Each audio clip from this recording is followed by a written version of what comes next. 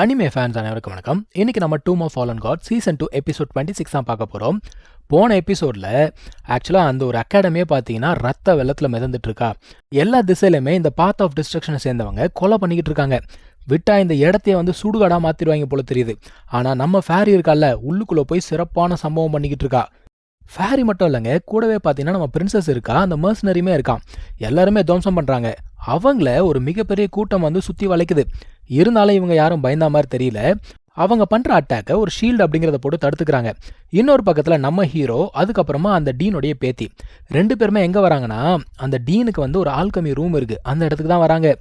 இங்கே தான் அந்த ரெட் கலர் எனர்ஜி வந்து பார்த்தீங்கன்னா பயங்கரமாக இருக்குது. உள்ளுக்குள்ளே என்ன நடக்குதுன்னு தெரியலையே, இங்கே பாரு, உள்ளே இருக்கிறது உன்னோட தாத்தா கிடையாது, சரியா, ஜாக்கிரதையாவா அப்படின்னு சொல்லிட்டு கூப்பிட்டு போகிறான். உள்ளுக்குள்ளே போய் பார்த்தா ஒரு பெரிய ஃபர்னஸ். அங்கே தான் அந்த ரெட் கலர் லைட் அப்படிங்கிறது இருக்குது. என்னடானா அந்த 3 பேரை கட்டி தொங்க விட்டுருக்கான். ஆக்சுவலாக 2 டீனு, அதுக்கப்புறமா ஒரு சீனியர் இருந்தால அந்த 3 பேருமே அங்கே மேலே தான் சுற்றிக்கிட்டு இருக்காங்க.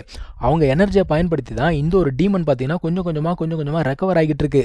நம்ம சென்னான் கையில் ஒரு ஜேட் ரூ இருக்குது பார்த்தீங்களா, அது வந்து வேணுமா. நீ உயிரோடு இருக்கிறது மட்டும் இல்லாமல் திரும்ப வர வந்திருக்க பாரு, எல்லாரையும் ஆச்சரியப்படுத்துறது அப்படின்னா உனக்கு ரொம்ப பிடிக்கும்ல அப்படின்னு சொல்லிட்டு இது கேட்குதுங்க நக்கலா. சென்னான் என்ன கேட்குறான்னா, உங்களுக்கு என்ன தான் வேணும், பாத் ஆஃப் டிஸ்ட்ரக்ஷனுக்கு அப்படி என்ன தான் வேணும், எதுக்காக இப்படி பண்ணிட்டு இருக்கீங்க அப்படின்னு கேட்குறான். அது மட்டும் இல்லாமல் என்ன சொல்கிறான்னா, நீ ஒரு ஆர்டிஃபேக்ட் அப்படிங்கிறத எடுத்துட்டா நீனா பெரியாளா, எல்லாருமே உன்னை ஹண்ட் பண்ணுவாங்க, நீ ஒரு எலி மாதிரி ஓட போகிற பாரு அப்படிங்கிறான். அது பயங்கரமாக சிரிக்குது. என்னது நான் எலியா, இப்போ பாரு என்ன பண்ணுறேன்னு சொல்லிட்டு அந்த 3 பேர்கிட்ட இந்த எனர்ஜியை எடுத்து 3 டெவில் மாதிரி கிரியேட் பண்ணி இவங்கள நோக்கி விடுதுப்பா. இவங்களும் என்னென்னமோ பண்ணி பார்க்குறாங்க, அந்த டெவிலை ஒன்றுமே பண்ண முடியல. 3 பேருமே அந்த 3 டெவில் வச்சு செய்யுது. சென்னான் என்ன பண்ணுறான்னா, அவனோட டிவைன் பிளட் இருக்கு இல்லையா, அதை எடுத்து யூஸ் பண்ணி பார்க்கலான்னு சொல்லிட்டு யூஸ் பண்ணுறான். இப்போ அவனால் அந்த டெவில் கிட்ட சண்டை போட முடியுது. அது எல்லாத்தையுமே கண்ணாமுன்னான்னு வெட்டிக்கிட்டு இருக்கான்னு வச்சுக்கோங்க. இருந்தாலும் நம்ம டீன் ஒரு டெக்னிக் பயன்படுத்துவார்ல, அதை இந்த ஒரு டீமன் பயன்படுத்துதுங்க. இவனுக்கு ஒன்றும் புரியல. அதான் அதை என்ன சொல்லுது, நான் என்ன வெறும் டிவைன் ஆர்டிஃபேக்ட்டுக்காக வந்து நினச்சிக்கிட்டு இருக்கியா. அதாவது அந்த அகாடமி லைப்ரரி இருக்குது பாருங்க, அங்கே நிறைய ஏன்ஷியன்ட் டெக்ஸ்ட் எல்லாமே இருக்குது. அதில் இருக்க மெத்தடை பயன்படுத்தி தான் இவங்க என்ன பண்ணுறாங்க, அந்த காட் கிரியேஷன் அப்படிங்கிறத ட்ரை பண்ணுறாங்க.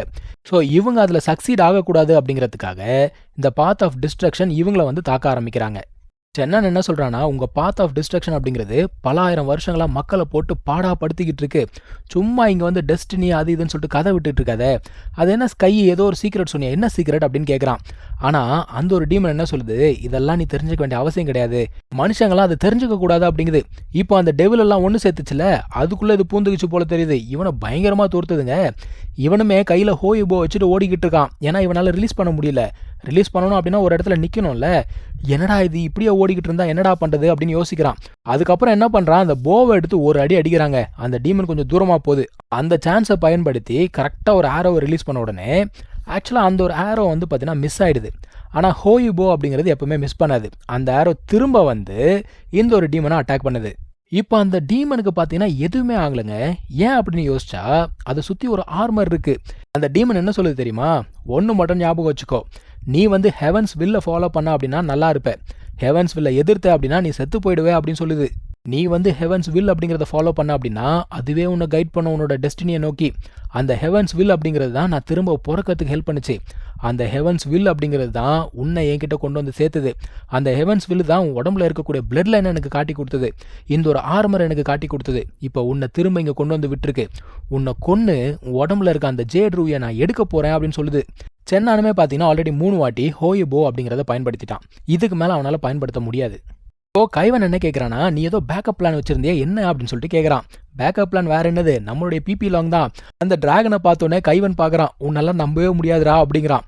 அந்த ஒரு டீமன் என்ன சொல்லுது, என்னது இது 4 காலில் நடக்கிற ஏதோ பாம்பு வந்திருக்கு அப்படிங்குது. இதை கேட்ட உடனே நம்ம டிராகனுக்கு பயங்கர கோவம் வந்துச்சுங்க. உனக்கு எவ்வளோ தைரியம் இருந்தால் இந்த மாதிரிலாம் நீ பேசுவ, நானெல்லாம் சண்டை போட்டுட்டு இருந்த அந்த காலத்திலேயே நீ எல்லாம் டயப்பர் போட்டு சுற்றிக்கிட்டு இருந்த, கண்டமணிக்கு பேசாத அப்படிங்குது. நம்ம ஹீரோ பார்க்குறான், இந்த பேர் தேவையெல்லாம் பேசிகிட்டு இருக்காத, இந்த உன்னோட டிராகன் எனர்ஜியை வச்சுக்கோ அப்படிங்கிறான். இப்போ இந்த டிராகன் வந்து பார்த்தீங்கன்னா மறுபடியும் டிரான்ஸ்ஃபார்ம் ஆகுது. இது பேசிக்கலி ஒரு டிவைன் டிராகனுங்க.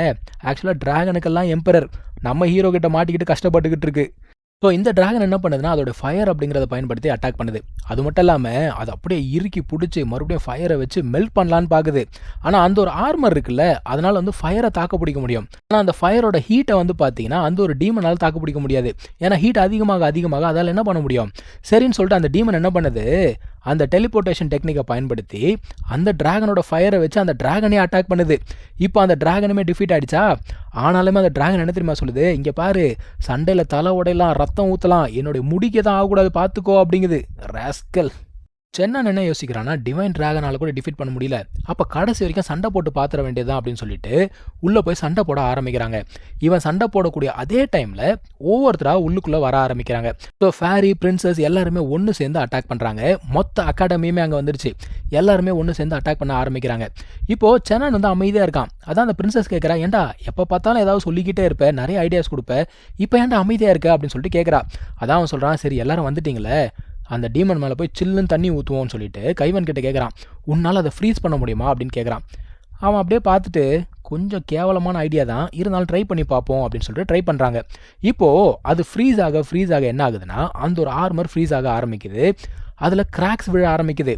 ஏன்னா நார்மலாக எதையாவது பயங்கரமாக ஹீட் பண்ணிவிட்டு அது மேலே தண்ணி ஊற்றினா என்ன நடக்கும், அதே தான். ஸோ இந்த ஒரு ஆப்பர்ச்சுனிட்டியை மிஸ் பண்ணிடக்கூடாது அப்படின்னு சொல்லிட்டு நம்ம ஃபேரியும் சென்னானும் பயங்கர வேகமாக வராங்க. அந்த ஆர்மரை எப்படியாவது உடைக்கணும் அப்படின்னு பார்க்குறாங்க.